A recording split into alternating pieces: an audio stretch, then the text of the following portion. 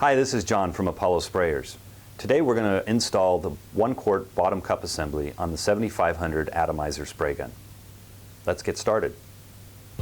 When installing that 1-quart cup assembly on the bottom of the 7500 spray gun, we'll need to remove the spray gun from the box. Take out the spray gun, the multi-tool, and the small bag of parts. Next, locate the screw on the side of the spray gun. Taking the multi-tool, loosen the screw and remove it. Next, in the bag of parts, there's a small air feed connector.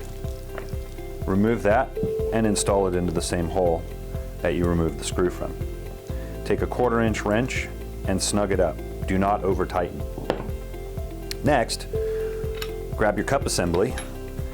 Make sure that the blanking cap is installed on the top port of the spray gun. If it's installed on the bottom port, remove it and install it on the top port.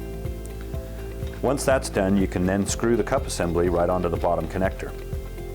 Rotate the cup so that you have the air feed tube on the left side and is in about the 7 o'clock position when looking at the back of the spray gun.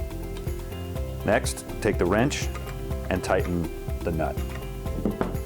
Lastly, take the air feed tube and connect it to the connector on the side of the spray gun. And that concludes the installation of the 1-quart bottom cup assembly on the 7500 atomizer spray gun.